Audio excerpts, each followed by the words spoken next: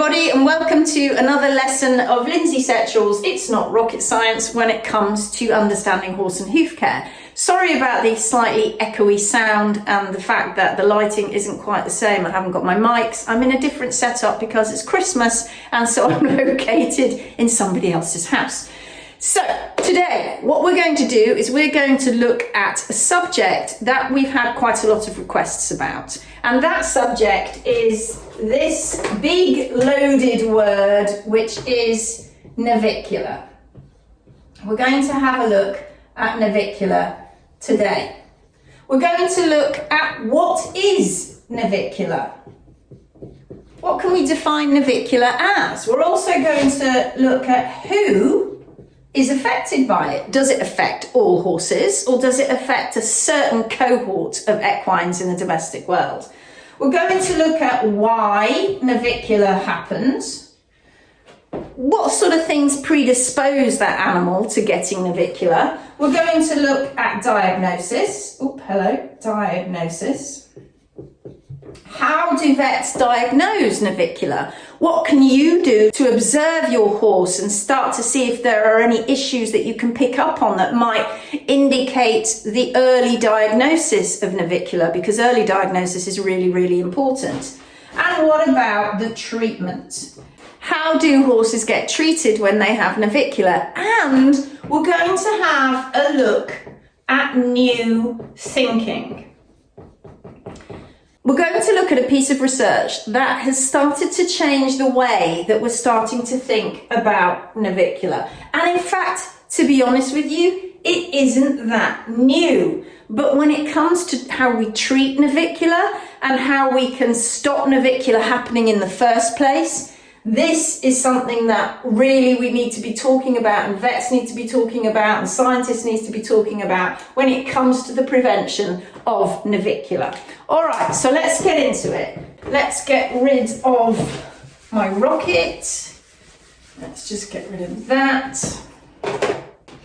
Okay, that loaded word, navicular. And the reason I say it's loaded is because as soon as an owner gets a diagnosis of navicular, it becomes terrifying, because they've only got to start Googling on the internet about treatment, about prognosis, and it starts to put the fear of God into them, because it's not a fantastic prognosis for many animals that are diagnosed with navicular. And that also depends on how they've been treated. So let's look at what navicular actually is. We're going to look at what. So I'm going to put up here how we're going to work through this. So what is navicular? Who gets navicular? Why does it happen? The diagnosis and the treatment. And then we'll have a look at the new thinking. So let's have that as our reminder up in the top right hand corner. So first and foremost, what is navicular? So let's draw our foot. Okay, here's our coronary band. Right here is P2. That's P2, and that's part way into the hoof capsule. Then we have P3. Here's P3 coming in here. These are the palmar processes, and I'm going to just leave it like that for a moment. And then right here, we have the navicular bone, located just here. And the navicular bone is one of three bones in this whole joint here, which is the distal interphalangeal joint, otherwise known as the coffin joint, which is easier to remember than distal interphalangeal joint. So it's the coffin joint, and there are three bones in the coffin joint: P2, P3, and the navicular bone. So what happens? Well, we have what we call a deep digital flexor tendon, which many of you will have heard of. And this deep digital flexor tendon runs down the back of the horse's foot. I'm sorry that my diagrams aren't very good.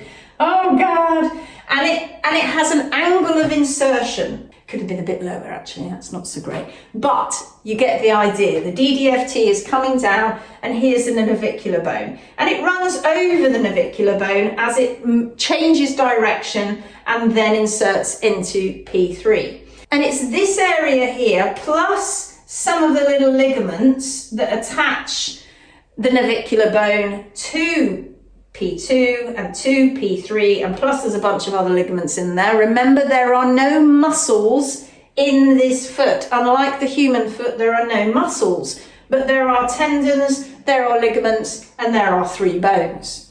So this is how the foot looks. We have the DDFT, we have a big digital cushion down here, we have P3, we have P2, and we have the navicular bone. So what is navicular? Well, it's considered progressive.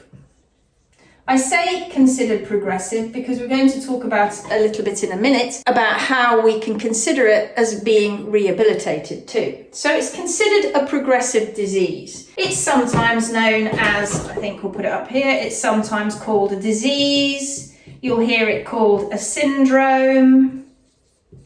You'll hear it called caudal heel pain, or palmar heel pain. These are all the terms that have been used over the years, and these all tend to be kind of synonymous with each other, depending on who you talk to. But what we do know is it's something to do with this in here, and focus has very much been on lesions. So looking for lesions in the foot. But the trouble with that, there are situations when some horses have lesions and are not really that lame, and in some instances not lame at all. And there are other situations where there are other horses that don't appear to have so much in the way of lesions, and yet they're very lame. So we know that it's progressive. We know that it can have lesions. We also know that it can have bone remodeling. So you have bone remodeling. So you can have what they call synovial invagination. So this is where you have what they have termed in the past lollipops. These are what they're looking for in the navicular bone. They're looking for these holes that get bigger and that they can almost look like teeth as the bone gets remodeled. So we know that it's progressive. We know that there may or may not be lesions involved. We know that there may or may not be bone remodeling involved. And we also know that there is pain generated for the horse towards the back of the foot. Hence why it's called caudal or palmar heel pain. And we'll talk more about that in a moment. All right, so let's move on. So that's what navicular is. So let's just take all this away, and we'll just leave that on there for the moment. So we've looked at what it is, so let's give that a big tick. Now we're going to look at who is affected. So this is interesting, and this is really worth really thinking about, because the equines that are usually affected with navicular tend to be equines like warm bloods or thoroughbreds or quarter horses, horses that tend to be sport horses. These are animals that tend to be affected by navicular. It doesn't tend to affect ponies. And yet ponies in some instances can be doing a great deal of work, yet it doesn't seem to affect them like it does the warm bloods, the thoroughbreds, the quarter horses, the big sport horses. These are the ones that navicular seems to affect. And this is something that's really worth exploring. And we're going to do that now when it comes to the why. So now we know we know the who, and now we're going to look at why. So there are various reasons why these particular animals, and not the ponies, and somebody might come forward and go, well, my pony's been diagnosed, but these are very small cases if ponies get diagnosed with navicular. The majority are these kind of horses. So why? Why are these kind of horses being diagnosed? Well, it's a lot to do with their workload. It's to do with the type of movement. It's to do also with the way these horses are ridden. And that can involve tack, the sort of tack that is used. It can involve the way that the rider is positioned. and also posture. Now, these two things here aren't really spoken about an awful lot. We talk about the workload, we talk about the movement, but rarely do we talk about the ridden aspect of it and how that can affect these horses, and the posture and how that can affect these horses. And by posture, I'm talking about things like false collection. And if you want me to do a lesson on false collection, I'll be more than happy to do so, as opposed to correct collection for the horse. So posture. But there are other things involved too. How the horse has been shod, how the horse has been trimmed, and both of those might actually go together. Shod and trimmed, because they've got to be trimmed before they're shod. It's how they're shod, how they're trimmed. So basically the hoof care also has an effect. And something else. Laminitis is something that is also part of it and rarely spoken about. And the reason that we talk about laminitis is because that affects the health of that foot, and also it affects how the horse is shod, how the horse is trimmed, and the fact that there are many horses up here in this area here, these warm bloods, thoroughbreds, quarter horses, sport horses, that are being ridden when they have real true pathology in their feet. So they've got thrush at the back of the foot, which is causing them to have heel pain. So it affects the way that they walk. So these are all the things that can affect why the horse is predisposed to navicular. And these horses, of course, are put under an awful lot more strain and stress because of the sports that they do compared to ponies. Now, a lot of ponies do a lot of different sports, but it tends to be these horses that are put under this specific kind of stress because of the workload that they do. So now we're going to look at how we diagnose. So let's get rid of all of this. So this is the diagnosis side of it. Now, I'm not a vet, so I'm not going to go out and diagnose your horse's navicular, but what we can do as owners is observe, right? We can see, oops, hello, what was I doing there? We can see, we can look at the horse, and we can visualize what's happening. We can start to really understand lameness. So many owners don't understand lameness. They can't pick it up when a horse is going lame. Neither can many pros. They don't pick up that subtle lameness. Now, one of the reasons that they don't with navicular is because it can be bilateral. Now, that means in both feet, both the left fore and the right fore. Now, here's something else. Why is navicular, why does it tend to be in the front feet and not in the back feet? Sure, we've got navicular bones in the back feet. All of this that I've drawn here for you now is the same whether it's in the front foot or the back foot. Yet horses don't tend to get navicular in their hind feet. Why? Well, could it be the way that this foot is being shod, being trimmed, the way that the posture is being affected, the way the horse is being ridden? Is it being ridden on the forehand? Is it being ridden through that false collection, so it's not collecting itself properly from behind, it's not driving through from behind, everything's on the forehand? We have so many issues that mean that the horse's front feet are more susceptible to navicular. And plus, with the front feet, something else can happen. When a horse gets thrush in the back of here, they get thrush, it's incredibly painful. And one of the things that many people say to me is, when my horse is footsore, it's because he's got thin soles. Do you know something? I would absolutely guarantee to you that over 90% of horses that are footsore are not footsore because of their thinness of their soles or because it's their soles that are hurting. No, they're footsore because of the sensitivity at the back of the foot, the sensitivity of the frog, and the fact that the frog can be contracted, it can be atrophied. It doesn't have a lot of strength in that and the digital cushion because of the way that that horse has been kept, the hoof care over the years, the fact that the back of this foot isn't mature as that horse grows, because of various factors that happen to the horse before it's allowed to mature properly. All of these things cause the frog to be hypersensitive at the back, because thrush, being one big thing with the contraction, causes a lot of pain. And when that horse goes to put his foot down, it hurts. And specifically down here, let's just remove this a minute, where we have, where we have the digital cushion, which is this big fatty area that's located underneath the frog at the back of the foot. We know that it has special receptors, and those receptors are located in high abundance around the navicular area.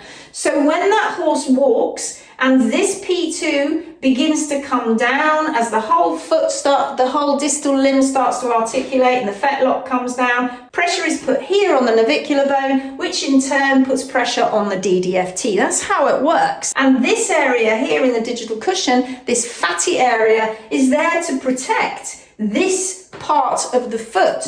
And it's there to protect and to dissipate energy. They used to think that the digital cushion was just a shock absorber. Well, actually, research into cows has now shown us that the digital cushion is better at dissipating the energy because of the very specific way that the digital cushion tissue is made. It's fibrofatty, fibrocartilage, and the way that that is distributed means it dissipates energy rather than absorbs energy. And they know this now, and it's dissipating. We've got ground forces coming up and we've got the force coming down, and that's why we have this fatty area here. So this sensitivity means that horses actually start to load the toe. They start to toe walk, and they start to try desperately not to load this back of the foot because the back of the foot is hurting, so they don't want to load it. They have pain coming out of the back of the foot, and this is the typical footsore horse where pain is happening in the back. But you know something, oftentimes with these horses, I've rubbed it out, haven't I? The warm bloods, the thoroughbreds, the quarter horses, these sorts of horses are often put in shoes where we don't necessarily see this issue straight away. And so if the horse wasn't in shoes, we'd pick up this footiness quicker, faster. We'd see it. It would be more obvious. But because these horses are put in shoes, they don't pick that part of it up. So that's one great big part of the observation that some owners can't see because the horse has been put in shoes. So left fore and right fore, it can be bilateral. So that often means that an owner's really got used to the fact that the horse is short striding, it's got a choppy stride, it's not really performing properly, but because it's been so insidious, because it's happened over a long period of time, the owner hasn't really even noticed it.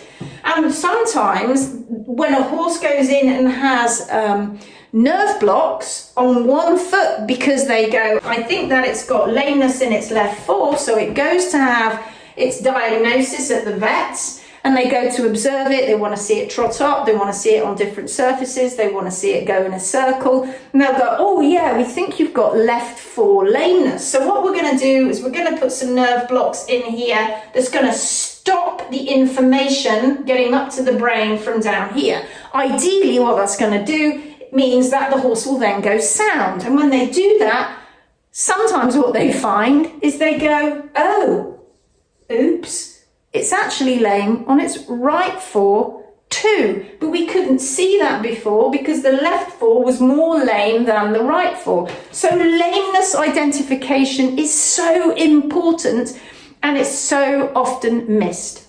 So that's part of the diagnosis, and that's that observation. Another part of diagnosis now, which has really pushed forward understanding this area of the foot, is imaging. And by that we mean things like MRI. This is what we want to be using when we're looking at all these structures and the effects on these structures. So MRI imaging has really pushed forward the understanding of the failure of what's going on here. And nowadays, and this is a really big word, and I'm going to have to just rub out navicular to put it up here. Nowadays, it's actually considered, this whole system is called the podotroclear trochlear apparatus. And that means apparatus. I had to think about that. Oh yeah, there it is. That's it, apparatus, podotrochlear apparatus. And that's what they are now calling all of this. This is the podotrochlear apparatus, and it can get podotrochleitis. So it can get inflammation of the podotrochlear apparatus. So we've before with navicular, we've really concentrated on various things, the problems with the navicular bone, the problems with the ligaments, the tendons, and all the treatment, which we're going to talk about in a sec, has been directed at that. But actual fact, when we start looking at the imaging and the MRI, we can blow that out now, and we're starting to look at more things in this foot. All right, so let's now have a look at the treatment. So this is the, so we've done diagnosis, so now we're looking at treatment. How do they treat it? Well, this can vary from remedial shoeing. So they can have remedial shoeing, remedial trimming, and that often involves putting in a wedge at the back of the foot. Because they're aware that the back of the foot has got problems, it's pretty sore, it's got caudal heel pain, so if they wedge up the back, therefore it's going to give that horse some relief. And indeed, in some cases, it does. We can also use drugs. So there are various drugs that can be used, and these are focusing on various things. They're focusing on the bone, so it can be bone remodeling, they're focusing on inflammation, or they're focusing on the vascular system. They're looking at various things that they can target drugs to do to try and help pain management and to try and help that horse continue to have a normal life. Another thing that happens is they tend to have box rest, or they tend to have very limited exercise. These are other ways of treating navicular. So it's a combination of looking at the hoof care, giving the horse pain management, and hopefully drugs that might stop some of this, perhaps keeping the horse rested, then giving it limited exercise and very targeted exercise. And those are the sorts of things that we can use for treatment. However, the success rate for all of that, still to this day with navicular, is very poor. Now we know that because there have now been systematic reviews of papers of research that was done for navicular.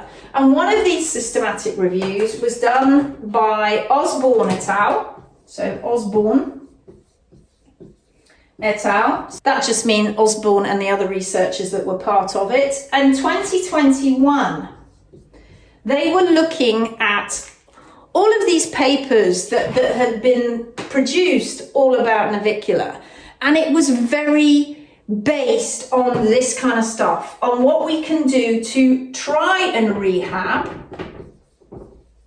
the horse, and the fact that there was very little success going forward in the long term. So Osborne et al. Then went and started to look at some comparative studies between the horse and the human. Now, of course, we have to be careful here, don't we? Because the human foot isn't the same as the horse foot. And the way that the human walks as a biped isn't the same as a horse who's a quadruped. But there are some things that are very, very similar. And we're going to talk about those right now. And this is what Osborne et al. Were looking at, centering their thoughts on something called the enthesis. Now, the enthesis, if we look down here, is this area here. This is the area where the DDFT actually attaches itself to bone. Now, I don't know whether anybody's ever thought about this, but you have your tendon, and then you have your bone, and it has to attach to that. But along the way, this begins to change, and it starts to change into something that becomes more fibrous. Oops, hello. And they've got connective tissue is involved. oops, hello, connective, yeah, tissue is involved, it changes. That tendon changes, and it changes on the micro level, not on the macro level. So if you're looking at it, you cut a horse's foot in half, you see the tendon, you see the bone, and you see the attachment. But this is not what they're talking about. They're talking about looking at it on a micro level. And this is the enthesis, the way that this tendon is attached to this bone. Now, it's not unique to the horse's foot. It happens to us that when tendons attach to bone, they know that it has a specific way of attaching, and the tendon changes. It changes until it becomes bone. And that's what enables the tendon to remain attached, which doesn't rip off the bone, because it actually changes and morphs itself into bone eventually. And that is known as the enthesis. Now, what Osborne et al. Looked at, they were looking at the human foot. They were looking, let's see if we can appallingly draw the human foot. So here we have the human foot. Oh God, sorry about this. Oh, there's my toe. There's a bit of a toenail sticking up a little bit there. And in the human foot, we have a bone which is called the calcaneus. Horses have one too, and that is in their hock, in their hind legs. They also have a calcaneus. And this calcaneus is attached in the foot, and here we've got the tibia and the fibula, and then we've got the toe bones. And this here, the way that the way that the human walks, is because they have a tendon that comes down the back here and locates itself into the back of this calcaneus. And that is called, yes, you've remembered it, it is the Achilles tendon. Now, if you've ever torn your Achilles tendon, you'll know that how that affects the way you move and how painful it is. So what Osborne et al. Did is they were saying, okay, let's have a look at the enthesis, that's the attachment of the Achilles tendon in the back of the calcaneus, and also the enthesis, the attachment of the DDFT. And they found similarities. They were similar. They also found that in the progression of the problems that happen with the Achilles tendon in humans, that the issues were similar.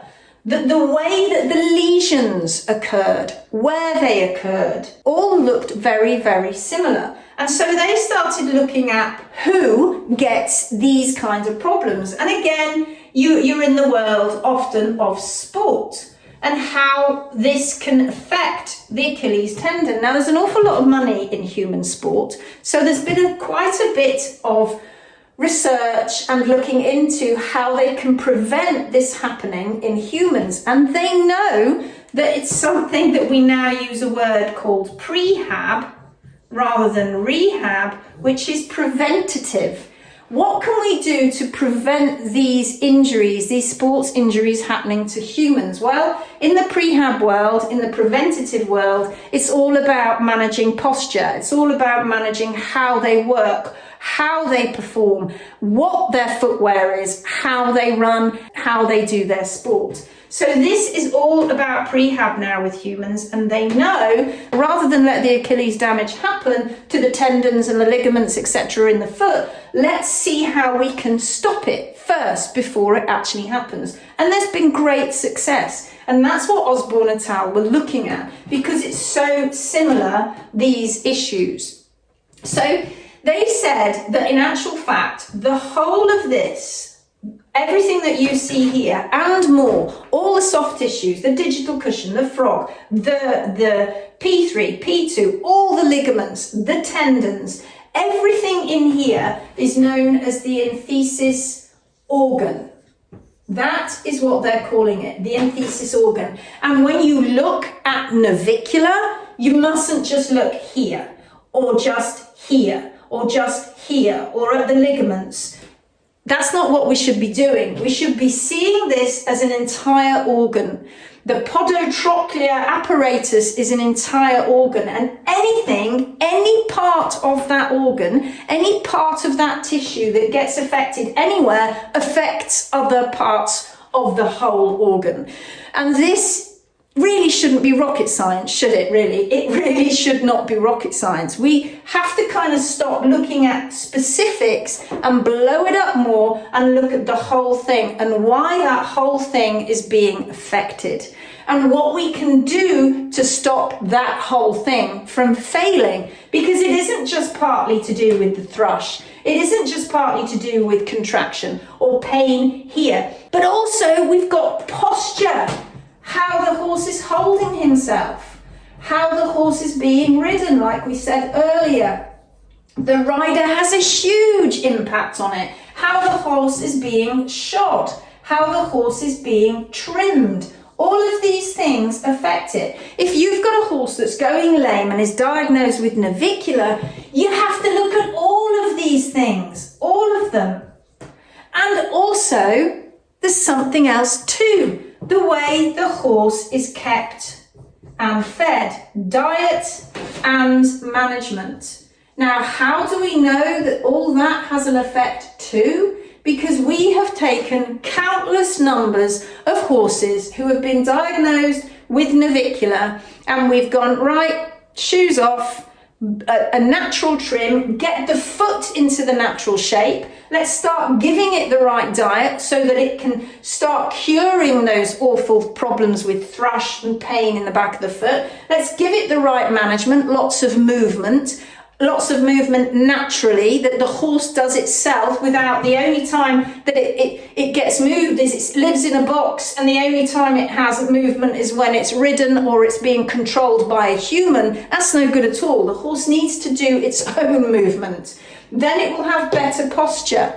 And then, in fact, when you do that, the horse doesn't need to be shod. It can be kept trimmed very naturally. And when we do this to these horses, as long as there hasn't been a huge amount of intervention, and that can also, folks, include surgery, because with the severe cases, they use surgery too, and that can be anything to do with cutting tendons, not just down here, further up. It can cause they can use all sorts of things, but once you start having intervention, that's when it becomes difficult. That's when the pathway back to health becomes more of a problem.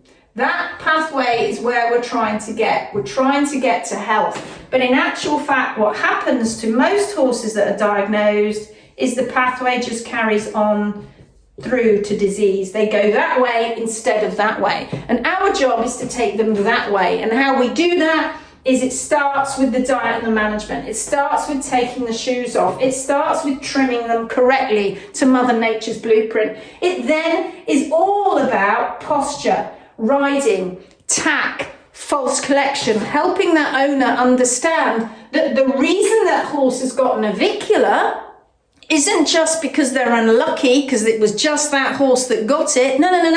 It was because there were a bunch of things that predisposed that horse into getting that problem. And when that horse starts toe walking, this DDFT on a foot that actually isn't natural either, this horse starts to cause more problems for itself.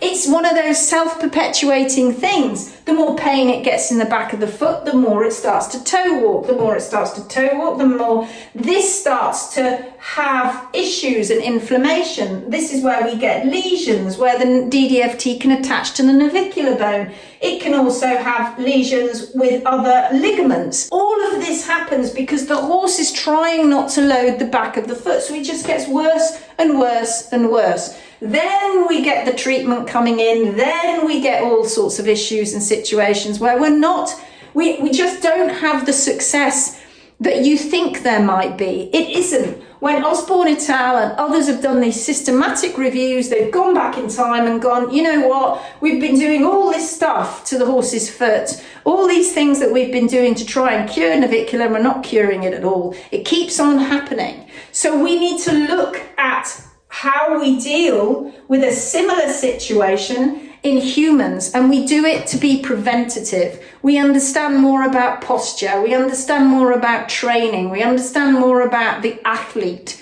because those Warm bloods, thoroughbreds, quarter horses, sport horses, these are the athletes. And this is why it tends to happen to those rather than the ponies, because the ponies, many ponies in history weren't even shod because it was like, oh, well, we don't need to shoe a pony.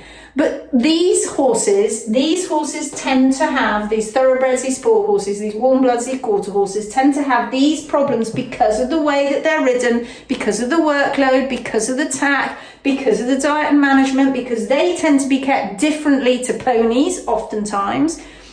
This is a whole problem. It isn't to do with just one single thing. And therefore, in the future, as we move into the future with these equines, we have to look at this in terms of it being an organ, the enthesis organ, how it's attached, why that happens similarly in humans. And therefore, then, we can start to understand navicular far better. It isn't just one of those things that your horse has got. No, it isn't. It's been caused by the way that we have intervened with this animal. If you leave them to be more natural, more species specific, and I'm not saying you can't ride them, that's silly, of course you can, but we've got equine athletes competing with their owners who are barefoot and doing amazingly well. You've only got to look into the racing industry to find that there are fewer tendon issues, fewer soft tissue issues when the horses are kept barefoot and kept more naturally. Just look at Peder Fredriksson and Henrik von Eckermann. You've only got to look at the Swedish Olympic team going barefoot, winning, and actually having less problems than other sports horses. Okay, so I hope that's helped. It's been a fairly long lesson, but it's a huge subject and there's so much more to go into than what I've covered, but these are the basics of what you need to know. So if you have a horse that's diagnosed with navicular, the very first thing you need to think about is all of these things here. Don't just rely on those drugs. Don't just rely on those shoes that are going to wedge up your horse. Don't rely on that. What you have to start thinking about is what caused it in the first place, because it is all of this. Actual true navicular, which is the true disease which happens just because, is incredibly rare. These horses that are diagnosed today with navicular, it's all because of this. So, prevent navicular, keep your horses more species specific, and you can learn how on one of our workshops or our online courses. And our workshops of 2024 are being, we've released the dates, so check the link below. We're going to Norfolk, we're going to Aylesbury, we're going to Cheshire, we're going to Somerset, and we are then going to go north towards the end of the year, but we haven't got those dates yet. 3 days where you're going to learn incredible things about your horse. Even if you think you don't need to know, you need to know. So come along. 3 days, it's going to blow your mind. You will be absolutely staggered at the information that you learn in 3 days, and you will be able to go away and help your horse remain sound and barefoot going forward to future-proof your horse's soundness and health. Well, I hope I see you on those 3 days. For those of you who are international, don't worry, our online courses are going to be released soon. You need to know this stuff as an owner. Maybe not all the fine detail, but you need to know it. I hope it's helped. I'll see you again soon. Bye-bye.